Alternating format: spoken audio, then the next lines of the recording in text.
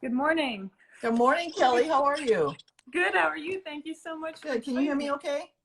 I can hear you. I can see you. Yeah. Sorry for the technological challenges. It's okay. It happens. It's inevitable almost, I feel like, and we're all trying new things. Well, thank you for taking time again. I'm really thrilled. I want to fill everybody else in who's tuning in, and I'm sure others will jump in, that we're here joined by Representative Marilyn Strickland, who represents Washington's 10th Congressional District in the U.S. House. She was elected for the first time to the House in 2020. So part of the success that we try to measure and document in a new report from CAWP called Measuring Success Women in 2020 Legislative Elections, which you can find on our profile, links, etc. Before serving in Congress, Representative Strickland was mayor of Tacoma, Washington for 8 years, from 2010 to 2018. So I'm just giving the short bio, but certainly you will learn and can find more. But thanks again for taking time to talk with us this morning and trying this format. This is new for us, so. Sure. I'm going to try to turn the volume up, Kelly. Okay. Okay. How does that? All right. Can you hear me? Can you hear me back? I can hear you all right. Yeah, absolutely. All right. So one of the things, we'll jump in, one of the things that we try to document in this report is, record number of women ran for our congressional office again in 2020. This was coming off the heels of 2018, which was really celebrated as this, pink wave, surge for women, et cetera. Lots of success, especially for Democratic women. So for you, after already serving as mayor in a top executive position for 8 years, what spurred your decision to launch the bid for Congress in 2020? And was it a decision you had made sort of a long time ago independently, or was this something that came together with or by the urging of others, or maybe a little bit of both? Yeah. So, when I left the mayor's office in 2017, I went to go work for the Seattle Metropolitan Chamber of Commerce as their CEO. And to be honest with you, Kelly, I didn't think I was going to run for office again, simply because there was really nothing that was of interest to me. I knew that there were other ways I could serve the community, and working on economic empowerment and economic opportunity was always a big part of my platform. And so I really didn't think I was running for office again. And then my predecessor, Denny Heck, kind of surprised everyone and announced he wasn't running for re-election. So I think he just kind of started this scrum where I was getting phone calls and text messages, and we just think about it. And when you make a decision to run for a job like Congress, especially if you live on the West Coast, you're making a lifestyle decision for your family. Sure. So a lot goes into that, and I'll talk a bit later about why are women always asked, how do you balance your job and your family? But it's a big decision, because you're traveling in each direction 5 hours, usually, every weekend or every other weekend, and it can take its toll. But, we decided it was time to get in for a few reasons. If you look at the South Puget Sound in the district that I represent, which is, parts of Tacoma and further south, it's growing, it's changing, and the federal government, it has a significant role to play to help us manage that growth. And so that was really what got me in, and also just my deep abiding love for the place that I call home. Right. Yeah. And one of the things we cite in the report, and just in our research at CAWP, we've been doing this almost 5 decades, and looking at the different paths women take, but often that it's that combination, right? It's like that desire to make that change, to care about your community, care about the economy, tied with opportunity. There's a political opportunity, there's an opening, and the more we can position women in those moments of opportunity, the more we expand the pool. Yeah. Well, and I think this is a really interesting, the word that you chose. You said opportunity. And I remember when I was talking this over with folks, people I know, and even political consultants, they said, well, don't use the word opportunity, because people will call you an opportunist. And it's interesting because I never hear men get told to apologize for their ambition. Right. But as a woman, they said, well, you can't use that word because then that sounds like you're trying to take advantage of something. And I said, well, when you go to a place like Congress, your job is to help people. Right. So if opportunity to help people, that's fine. If helping people is part of my ambition, I'm going to speak it, and I'm not going to be ashamed of it. But it's interesting, just the nomenclature we use around women wanting to have careers, to advance and be ambitious, and how we try to play it down like there's just something wrong with that. Absolutely. Which does speaks to this point about how you run and the way you navigate Yeah. gender and identity on the campaign trail. And we, you know, I included your opening ad. I love your introductory ad in the report, because one of the points you're trying to make is that success for women isn't just numbers, right? But it Right. is also pushing the boundaries in how we run and how the things we value in our elected leaders, the things Right. we sort of allow. And in that ad, you talk about your own identities, gender, racial, and intersectional identities. You talk about the experience of discrimination of your parents. And I just wonder if you could tell us a little bit about how you view those aspects of your identity as tied to your public service, and how you thought about navigating them, surely probably before this race as mayor, but also in your congressional race. You know, I would say that probably a decade or two ago, if you got into some, you know, if you got into politics, there was probably what I would call a cookie cutter of how people thought you had to comport yourself and what your qualifications were. And I would say, given where we are right now as a nation, as, you know, as how we look at governing and policy making, it is important to bring your authentic self and to tell your story. And if you're a woman who has been in a career as long as I have, you're not always historically been encouraged to be vulnerable and to show your authentic self. Right. And so as we thought about telling the story in this campaign, you know, it was a field of 19 people, first of all. And so, you know, in a crowded, crazy top two scrum like we have in Washington State, you have to tell your story and you have to do the things that really differentiate yourselves. And, you know, Kelly, I remember hearing from one of my supporters who said to me, well, why do you talk so much about being the first Black person running for office? The first Black person to represent Washington State. And I remember thinking to myself, why is the fact that I'm half Korean not the issue for him? Why is the fact that I'm calling my Blackness and being proud of it? And so it's interesting, you know, as you talk about intersection, but my family story, as you know, as one that is not that unusual for people who live in the Northwest, especially if you have a parent who's in the military. So I tell the story of my father being African American, my mother Korean, being born in Korea, and then coming to the States for the first time, and how their experience with me as a baby in the deep South, where it was illegal for them to be married, was not a positive one. And that's part of my story. And so when people say to me, what motivates you now? I talk about the story of my parents that I don't remember, but I was part of it. I think about the shoulders that I stand on and how people had to fight for basic human dignity, for human rights, for civil rights, for the right to fully participate in society. And that is what drives me. And you think about where we are right now with all these things happening in this country. And in some cases, it's kind of a bit of back to the future. And so my voice is needed at the table, and I need to speak out for my communities because it benefits everyone. And I think that's a really important thing to note here. Yeah. I mean, one of the things we try to emphasize, and I think you've just illustrated so well, is we value other things, right? We value experience as a veteran. We value experience, you know, in many different aspects of often professional identities, but lived experience that comes from gender, racial, and intersectional identities are also shaping what you bring to the table and how you represent the sort of fullness of your constituencies, for sure. You know, and the other thing that's interesting too is how we define identity politics. Yeah. Everyone has an identity, regardless of who you are. But when you talk about people of color, people often say, well, why are you talking about identity politics? There you go again. And so again, it's just interesting how we define and the words we use to describe things. Absolutely. So let's talk about being mayor and what that brings.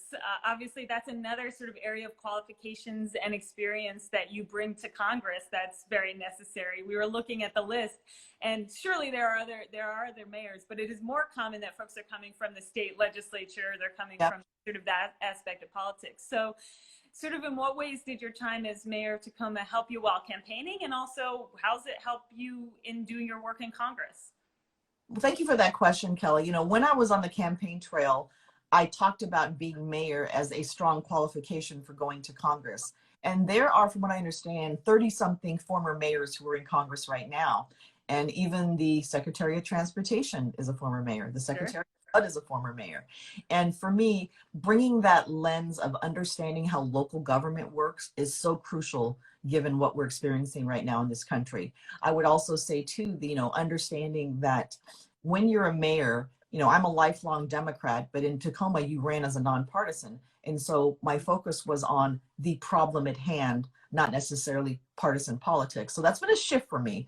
But I would also say that having the lens of local government is what got me to advocate to ensure that the American Rescue Plan had $350 billion in there for cities of all sizes, because in the first round, some cities got left out. So I think it's just having a very on the ground look at some of the problems and an understanding of how the federal government can be a good partner through policy or through funding. Mm-hmm. Yeah, it also gets to this point when you're talking about ambition and some of these gendered, you know, ideals of what we have, that we have fewer women in these executive roles, and that skill, sort of being able to tout that, it pushes back against folks' concerns, if any, that women can't be in these roles. So while women have made lots of gains and broken barriers, we at CAWP sometimes are the wet blanket, because we're always like, there's more to do. You know, we're not yet there. And so we certainly aren't. And that's true for women. That's true, you know, we saw with the ascendance of Kamala Harris to the presidency, but that also means there's no Black women in the Senate. So, you know, there's often challenges to still work left that we need to focus on. What do you see as the work necessary to continue to increase the number of women in elected office, as well as to expand the full sort of range of diversity of women who run and serve? Well, you know, the 107, excuse me, the 117th Congress is the most diverse in the history of Congress, but we still have what I call that 1/4 ceiling. So, you know, there have been great gains, but it's only 25% of the members of Congress who are women. And so as I think about what we need to do, I mean, you know, I'm grateful that there are organizations like Emerge, like, you know, Higher Heights, that, you know, support women, and in Higher Heights case, support African-American women who want to run for office, often Congress. I would also say that we have to do a better job of building our bench and succession planning. And so, you know, we want women running for school board, city council, county council, state legislatures, whatever they want to do, and making sure that when there are open seats, we have qualified women who can raise money, who understand the basics of how you campaign, and you know this part, and have the ability to experience the rough and tumble of what a campaign can be. Because if you're new to it and the stakes are high, it can be very, very rough on you. It can be rough on your family. People say things about you that, number one, aren't true, that are exaggerated, and sometimes are very hurtful. And so just having people be prepared for what it entails, and that really means having a support network of people you can turn to who are going to encourage you. Because I tell folks, when you're recruited to run for office, everyone's like, I'm going to support you, I'm going to be there, I'm going to turn out. And it can be a lonely place sometimes when things get crazy. Yes. We always say, you know, folks are very into asking women to run. Yeah. And while I support that, I'm like, yeah, but you got to go beyond asking, right? Yeah. So you've asked a woman to run, you've got maybe helped her jump into the race. Right. She's got to have that support system all the way through election day, and quite frankly, beyond, win or lose, really. Yeah, you know? Totally. No, and I'll tell a funny story. You know, when I first ran for city council, you know, someone encouraged me to run for office, and he was very enthusiastic, and he said, okay, I'm going to be there for you. And then he says, oh, by the way, I'm going to go on a 4-month trip around the world. And I'm like, no, you're not. You got me here. Like, no, you're not. You're going to stay right here. Absolutely. No, I mean, I always think about that in a lot of the work that women's organizations do, et cetera. It's like, it's the investment along the whole Absolutely. path. So I know you've got more things to do today. So I just want to end with a question about success and how we measure success. As I said, that's the sort of title of this report that we pulled together.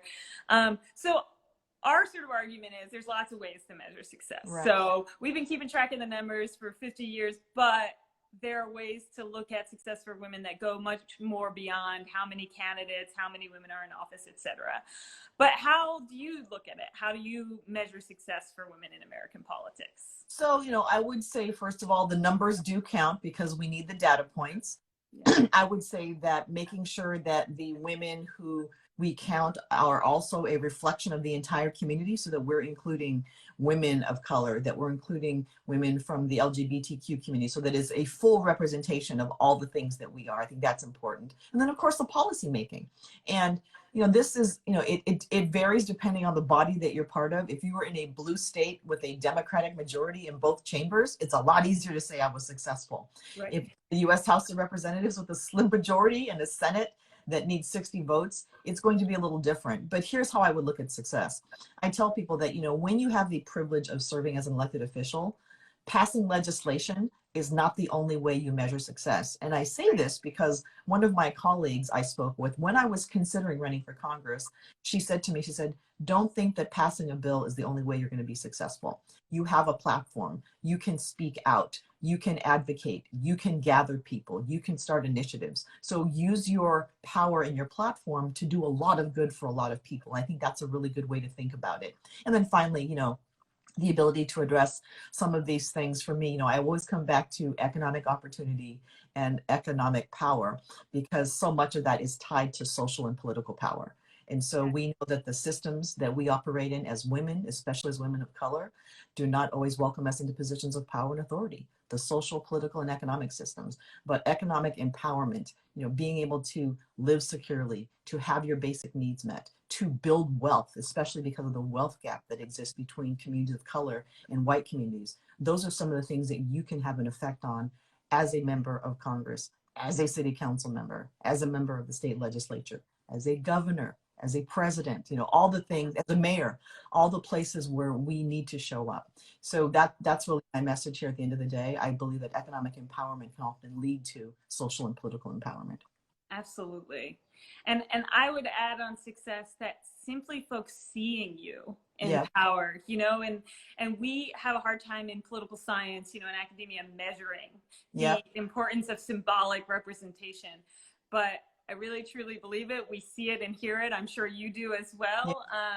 That simply being in these institutions, as you said, sort of using those platforms and people saying, okay, I can do that too. Right. Or even if these are, young boys saying like, oh, that's what power looks like, that this makes a difference. So I just want to thank you for doing that, for doing the work, for inspiring not only your constituencies in Washington, but more broadly across the country.